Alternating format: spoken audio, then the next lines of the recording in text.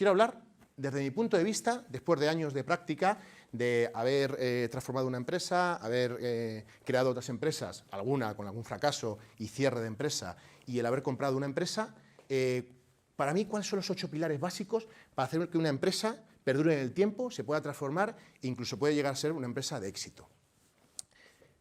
Primer pilar, la visión. La visión es uno de los conceptos más importantes. Posiblemente todo empieza con un sueño. Tú sueñas algo y dices, quiero alcanzar esto que estoy soñando. Es proyectarnos al futuro.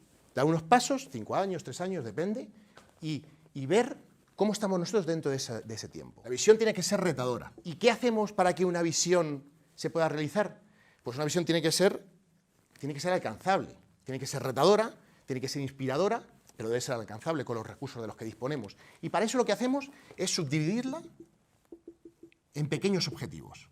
Esto es lo que llamaríamos una empresa, un planning estratégico, que aterrizamos en objetivos estratégicos, alcanzables, con datos numéricos. Los objetivos siempre deben tener datos, para que sepamos que vamos consiguiendo esos objetivos.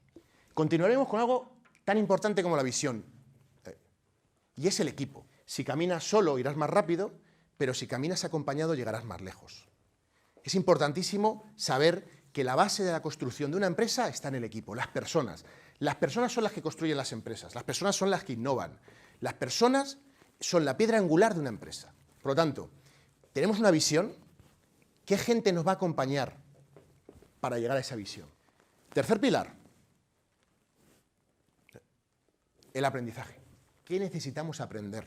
El aprendizaje es importantísimo en cualquier proceso de nuestra vida. Decía Séneca, yo solo sé que no sé nada, uno de los grandes filósofos de nuestra historia.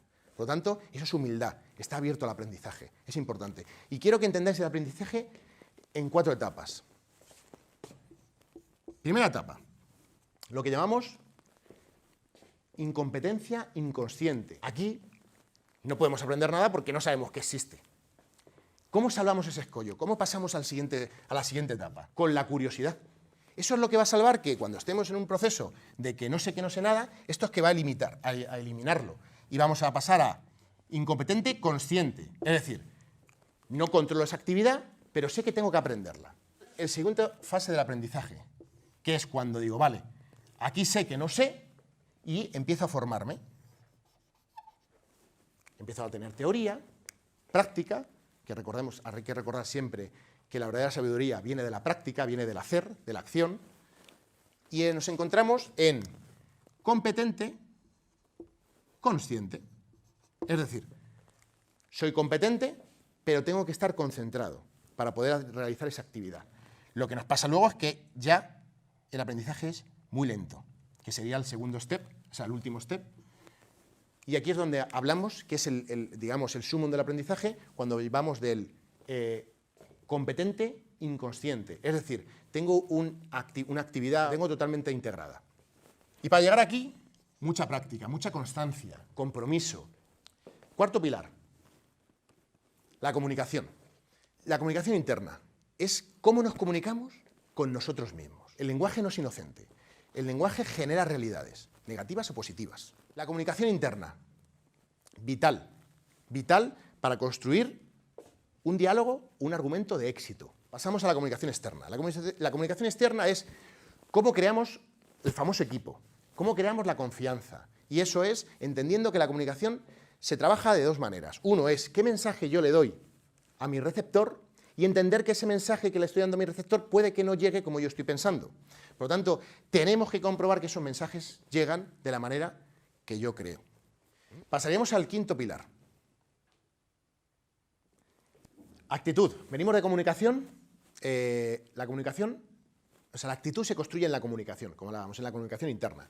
Entonces, las empresas también pueden tener actitud propia, pero voy a hablar de la actitud personal. Y es decir, ¿dónde nos encontramos? ¿En un punto de víctima, de queja, de la que me dejo llevar por el entorno? ¿O en un punto de la responsabilidad? Es decir, tengo responsabilidad para actuar sobre lo que está pasando. Que los contextos, que por supuesto condicionan, están para ser derribados. Esas limitaciones, esas creencias hay que derribarlas, porque si no nos podemos quedar aquí. Y aquí esto es inmovilismo, es decir, de aquí no nos movemos. Cuando me voy para allá, nos vamos al mundo de la acción. Es decir, puedo controlar lo que sucede. Pilar número 6. Hay que acostumbrarse a que la vida es riesgo. Si no gestionamos los riesgos, si no asumimos riesgos, no construiremos nada importante, nada grande, nada interesante. Por lo tanto, hay que saber gestionar el miedo. El miedo hay que gestionarlo como un aliado. Tenemos aquí, por ejemplo, el león y la gacela. La gacela, cuando ve el león detrás y empieza a correr, la adrenalina, el miedo, lo usa como catalizador, le abre puertas y le da la energía suficiente para correr un poco más y que no sea ese día comida por el león. Del valor viene lo segundo, que es, sin valor no se puede innovar, porque la innovación puede ser un fracaso y hay que empezar a entender que se puede fracasar. No pasa nada por fracasar. Eso sí, hay que fracasar de manera controlada y midiendo los riesgos. ¿Cuáles son las consecuencias de ese fracaso? De estos tres elementos, en la intersección de estos tres elementos es donde se encuentra la innovación. Es decir, ¿qué quiere nuestro cliente? Importantísimo. Hay que tener un concepto empático de nuestro cliente. ¿Qué necesita mi cliente? Que no necesariamente me lo va a decir el cliente. 2, ¿es viable en el mercado? ¿Tenemos hueco para nuestra innovación? ¿O hay una barrera de entrada tan grande que no podemos entrar con nuestra innovación? Por lo tanto, hay que tener en cuenta siempre el mercado, porque solo hay innovación si es vendible. Si no, ya estaríamos en el ámbito académico de innovaciones incluso médicas, que a lo mejor no tienen por qué ser rentables. Pero en el mundo empresarial, que es lo que estamos aquí, hablamos de viable en el mercado para que sea vendible, al precio que nuestros consumidores pueden aceptar. Y la tecnología está disponible actualmente para poder realizar lo que queremos. Por lo tanto, es muy importante que entendáis que la innovación es clave para cualquier proceso empresarial, porque la innovación es la única que nos va a llevar a océanos azules donde no hay tanta competencia, donde no están los sectores tan atomizados. Tenemos dos tipos de innovación. Hay más, pero básicamente yo las separo en dos. Innovación disruptiva e innovación incremental. Quiero que entendáis que la innovación disruptiva es la que cambia de manera sustancial la cadena de valor del servicio o del producto que estamos gestionando. Y eso hace que el sector se venga con nosotros, que modifiquemos y que alteremos el sector. Una innovación incremental, que también son válidas y son importantes, es generar pequeñas ventajas competitivas en diferenciación en coste, gracias a pequeñas mejoras que vamos haciendo. No alteran la cadena de valor del sector, pero sí generan una diferenciación con tus competidores. Para terminar, todo lo que estoy hablando no tendría sentido si no hablamos de los valores éticos.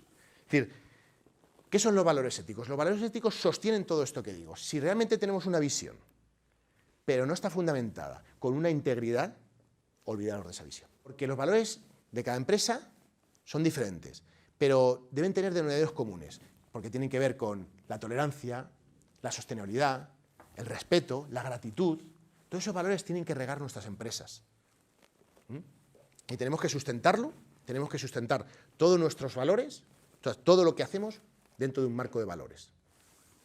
¿De dónde traigo yo estos pilares? Esto viene de la práctica real, de lo que he vivido yo en mis años de experiencia profesional. Si tuviésemos que ponerlo a estos pilares, un suelo, ¿qué le faltaría? La cultura es el conjunto, para explicarlo rápidamente en palabras sencillas, es el conjunto de las normas no escritas, las creencias, la manera de comunicarse en una organización. Porque en la cultura es donde se fraguan, como hablábamos de los valores, cómo se gestiona la propia empresa. Pero eso realmente es lo que sustenta todos nuestros pilares. Una vez que entiendo esto, para mí todo esto está muy bien, pero falta algo fundamental: la pasión.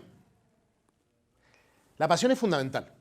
Es decir, o vivimos con pasión o realmente no alcanzaremos nada de éxito ni nada que merezca la pena. La pasión es fundamental porque cuando tú trabajas en algo que te apasiona, cuando tú vives tu empresa de manera apasionante, cuando vives tu vida de manera apasionante, como decía Einstein, no tendrás que trabajar nunca. Y la pasión es un multiplicador.